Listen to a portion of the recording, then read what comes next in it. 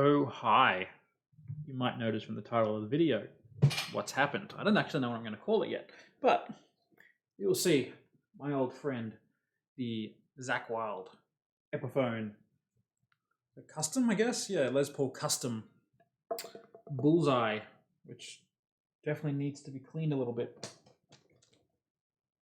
There you go, I cleaned a little bit. Which I have, and I love it. This is a fucking awesome guitar. It's probably my favorite guitar that I own for general purpose use. Plays well, sounds great, and yeah, it's all around a badass looking guitar. But maybe you surf today, and ignore my Gary Oldman Fifth Element looking hair at the moment. Plonk that one down over here to show you he's Big Brother. Finally got it.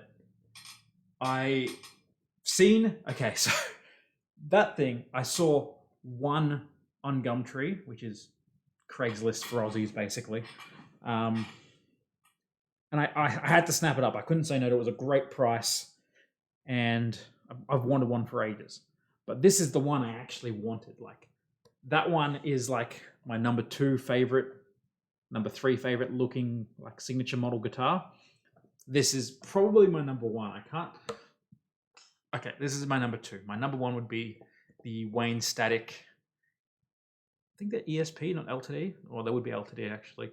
LTD, Diamond Plate, Explorer, and V. Those would be number 1. These would be next. So next time you see I got a Holy Grail guitar, again, it's going to be one of those. Because that's probably pretty much the only other guitar I really covet. Because they fucking look great. But, yes. Saw one of those. Had to buy it immediately, but this is the one I actually wanted. But I thought that's a very close second. As soon as I bought that, I saw one of these pop up on Gumtree again for $1,500. Absolutely no chance of getting that shit. It was from a pawn shop or a secondhand store, whatever you want to call it, pawnbroker, pawn dealer. And then I saw a second one pop up, and the guy wanted $1,050, but it was the day after lockdown started in Victoria again, so we weren't allowed to go further than 5Ks, and he was like 40Ks away. So that was a no. I messaged the guy and said, "Look, if it's still there when we're actually allowed to move, let me know, and I'll buy it off you." And it was sold the next day. And then this one popped up, and this one was that one I got for $750, I think. This one was $900, which for an Epiphone Les Paul on its own, it's not too terrible. But for one of these, which is honestly pretty hard to find, I think it's a pretty decent deal. It came with a case. But she had written, he was Chris, Kris. I don't know if it's a girl or a guy. I never spoke to him directly. Goes in their listing, it said willing to work with couriers to get it, sorted. Whereas the other ones hadn't done that, and I don't really blame them. Shipping a guitar seems like a pain in the ass. But they packaged it up. $18 next day shipping on this thing, which is incredible, considering with the case and everything. It was meant to be here yesterday, but it wasn't, and I thought it might have got lost in the mail because the tracking didn't have any like transit scanning on it, so it was just picked up and then out for delivery is all it shows on the tracking, which is really stupid. But I got here this morning, or this afternoon, and it's here. It's an extremely, I won't say extremely battle worn, but it's definitely battle worn. There's like, I don't know if you're about to see it, like a water mark there, so it's sort of discolored. Your hardware, the gold's gone, it's all flaky and stuff. I was looking at it and I'm like, these knobs look weird, and the Epiphone logo, it looks so much. Let's see if I get them both. Oh god, this is dangerous. Like they look different. Like this one is a little bit thicker than this one. This one looks like it's almost fake. And like even the inlay between the tuners is different. The and the knobs are different. And I was worried. I was worried it was going to be a fake. So I looked up the serial number and it didn't come up. Whereas this one came up with, you know, manufactured in wherever it was manufactured and all that kind of stuff. I'm like, oh, fuck, I bought a fake.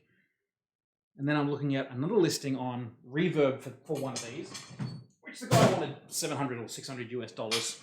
So, you know, about the same amount of money. And I'm reading the serial number. I'm like, that's not a 1, it's an I in the front. I typed it in and it's like, oh, it's actually legit. And I looked at the logo, it looks the same. I look at the knobs, it was the same. These are the ugliest fucking knobs I've ever seen in my life. Good God. I'm going to be buying different ones, like gold ones, and put them on there. But yeah, not a fake, thankfully. Yes, it's got a few scars on it, but I personally like the character that a relict guitar brings. But not one that's artificially relic, one that's like you can tell it's been used. Like the fact that, you know, the tuners are all, you know, the gold's starting to come off them. Same with the other one. And that one I think was gigged too. You know, where the rest of the hand, the oil of the hand is worn off the gold. You look underneath the bridge, it's nice and shiny. We just restrung it and cleaned it and everything. You know, but overall, like, it's in really, really good condition. So I'm not going to complain too much. So I got it. I got the number, well, I guess number 3, because the other 2 other guitars above it, the Wayne Static ones, but I've been playing a 7-string, the artist one that I brought up for the last week or so since I got it. And I picked up this, I'm like, oh man, the neck feels tiny. It's like it's one less string and it's not as thick, and it's just weird trying to play songs on this again. I'm not going to play anything. It sounds exactly like the other one. It sounds like a fantastic guitar, and the only amp I've got is my Line 6 Spider 3 practice amp. Not the best amp for showing off a guitar. But yeah, it came with a case, as I said, it's not an Epiphone case like the other one. It's just a standard Les Paul case, which is fine. I want to replace all my, well, I've only got a couple of guitar cases, but I want to have all of the flat ones like the artist one has, so I can stack them. Probably vertically. Just get a guitar caddy, like 8 thing, I guess. But anyway, yeah, that's it. Let me know what you think of this. Let me know if you're a guitar player or if you admire guitars. What is your favorite? I like these kind of out there signature models because it's like, it's a normal guitar, it's a normal Les Paul, but someone's put their spin on it. I like that. That's why I like the Wayne Static ones. It's just a Via and Explorer, but he's put his own little thing on it. So let me know, comments below, all that kind of stuff. See you next time. Sorry about that one. See ya.